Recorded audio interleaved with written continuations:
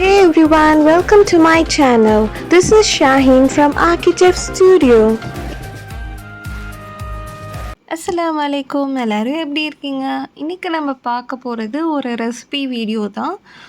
யூஸ்வலாக வந்துட்டு நம்ம விலாகுக்கு நடுவில் ரெசிபி போடுவோம் இல்லையா? ஸோ அது வந்துட்டு நெக்ஸ்ட் டைம் வந்துட்டு அந்த ரெசிபி செய்கிறப்போ பார்க்குறப்போ கன்ஃபியூசிங்காக இருக்குது, கொஞ்சம் ஸ்கிப் பண்ணி பார்க்குற மாதிரி இருக்குதுன்னு சொல்லிட்டு நிறைய பேர் சொல்லியிருந்தீங்க. ஸோ இது வந்துட்டு வெறுமனே டீட்டெயில்டு ரெசிபி வீடியோ மட்டும்தான். நெக்ஸ்ட் வீடியோ வந்துட்டு விலாக் வீடியோ நான் போஸ்ட் பண்ணுறேன். இன்றைக்கி நம்ம காஷ்மீரி காடை எப்படி செய்கிறதுன்னு பார்க்கலாம். இது ரொம்பவே ஈஸியான ரெசிபி தான். ஸோ கண்டிப்பாக ட்ரை பண்ணி பாருங்கள். ஃபர்ஸ்ட் நம்ம 3 தக்காளி எடுத்து அரைச்சி வச்சுக்கலாம். ஒரு பவுல் எடுத்து அதில் வந்துட்டு 2 tablespoon ginger garlic paste add பண்ணிக்கோங்க. அது கூடவே வந்துட்டு 1/2 கப் தயிர் ஆட் பண்ணிக்கோங்க.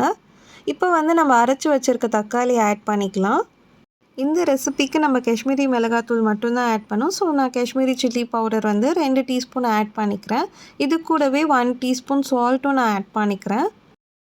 ஆட் பண்ணதுக்கப்புறம் நம்ம எல்லாத்தையும் நல்லா மிக்ஸ் பண்ணிக்கலாம். சால்ட் அண்ட் சில்லி பவுடர் கரையிற அளவுக்கு நல்லா மிக்ஸ் பண்ணிக்கோங்க. நல்லா ஸ்மூத்தாக பேஸ்ட் ஆகிற வரைக்கும் நல்லாவே மிக்ஸ் பண்ணிகிட்டே இருங்க.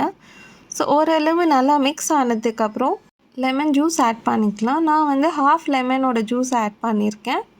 லெமன் ஜூஸ் ஆட் பண்ண அப்புறமும் நல்லா மிக்ஸ் பண்ணிக்கோங்க. மிக்ஸ் பண்ணிவிட்டு டேஸ்ட் பண்ணி பாருங்கள். இன்கேஸ் உங்களுக்கு புளிப்பு இன்னும் கொஞ்சம் தேவைன்னா நீங்கள் இன்னும் கொஞ்சம் கர்ட் ஆட் பண்ணிக்கலாம். லெமன் ஜூஸ் நிறையா ஊற்றிடாதீங்க, பட் கர்ட் வந்துட்டு இன்னும் கொஞ்சம் வேணும்னா நீங்கள் ஆட் பண்ணிக்கலாம். சால்ட் கரெக்டாக இருக்கான்னு செக் பண்ணி பார்த்துட்டு ஒரு வேளை பத்தலைன்னா ஆட் பண்ணிக்கோங்க.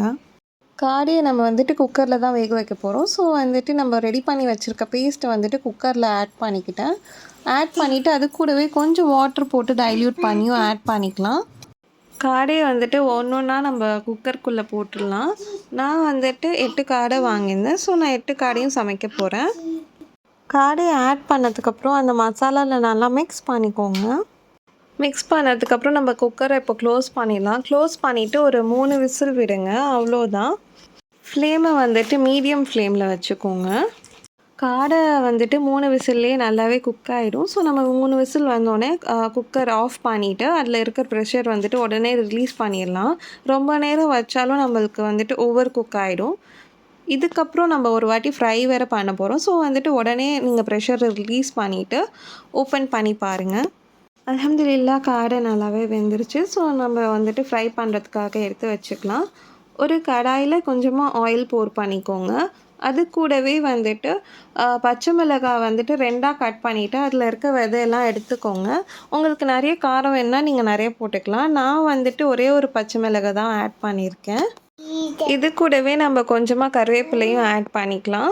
ஆட் பண்ணிவிட்டு நல்லா ஃப்ரை பண்ணிக்கோங்க. மைல்டாக ஃப்ரை பண்ணிவிட்டு இப்போ நம்ம ரெடியாக வச்சுருக்க காடையை ஆட் பண்ணிக்கலாம். ஃபர்ஸ்ட் நம்ம காடையை ஆட் பண்ணிக்கிட்டு அதுக்கு மேலே வந்து நம்ம கிரேவி போர் பண்ணிக்கலாம். கிரேவியை போர் பண்ணதுக்கப்புறம் ஸ்லைட்டாக மிக்ஸ் பண்ணிக்கலாம். மிக்ஸ் பண்ணிவிட்டு நம்ம கொஞ்சம் சுண்டு விட்டுக்கலாம். மீடியம் ஃப்ளேமில் 5 மினிட்ஸ் லிட் க்ளோஸ் பண்ணி குக் பண்ணிக்கோங்க. ஸோ மீடியம் ஃப்ளேமில் 5 மினிட்ஸில் வந்துட்டு கிரேவி வந்துட்டு நல்லா வற்றிடும். இப்போ நம்ம லிட் ஓப்பன் பண்ணிவிட்டு நல்லா மிக்ஸ் பண்ணிக்கலாம். ஸோ அவ்வளோதான், நம்ம காஷ்மீரி காடை ரெடி ஆகிடுச்சு. இதே சேம் ரெசிபி ஃபாலோ பண்ணி நீங்கள் சிக்கன்லேயும் செய்யலாம், காஷ்மீரி சிக்கன். ஸோ என்னோடய ஆல் டைம் ஃபேவரேட் வந்துட்டு காஷ்மீரி சிக்கன் தான். பட் காடையில் செஞ்சால் டிஃப்ரெண்ட்டாக இருக்குமேன்னு சொல்லிட்டு செஞ்சு பார்த்தேன். இதுவுமே ரொம்ப டேஸ்டியாக இருக்குது. ஸோ நீங்கள் சிக்கன்லேயும் செய்யலாம், காடையிலையும் செய்யலாம். ஏதாச்சும் ஒரு ரெசிபியை கண்டிப்பாக ட்ரை பண்ணிவிட்டு எப்படி இருக்குன்னு எனக்கு ஷேர் பண்ணுங்கள். காடை வந்துட்டு ரொம்பவே ஜூஸியாக சாஃப்டாக ரொம்ப நல்லா இருந்துச்சு. ஸோ நீங்களும் ட்ரை பண்ணுங்கள் அண்ட் ஃபேமிலி அண்ட் ஃப்ரெண்ட்ஸ் கூட ஷேர் பண்ணுங்கள். இந்த காஷ்மீரி காடை வந்துட்டு நாங்கள் சஹர் டைமில் செஞ்ச வீடியோ தான் இது. போஸ்ட் பண்ணுறதுக்கு கொஞ்சம் லேட் ஆகிடுச்சு, கொஞ்சம் இல்லை ரொம்பவே லேட் ஆகிடுச்சு. ஸோ அதுக்கப்புறம் வந்துட்டு நாங்கள் வந்துட்டு டின்னர் ப்ரிப்பேர் பண்ணோம்.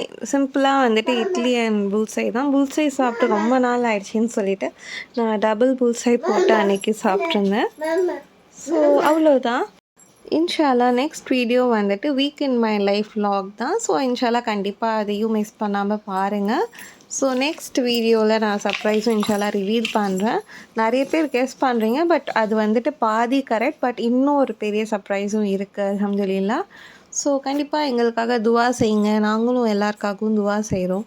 Take care. அஸ்ஸலாமு அலைக்கும். தேங்க்ஸ் ஃபார் வாட்சிங்.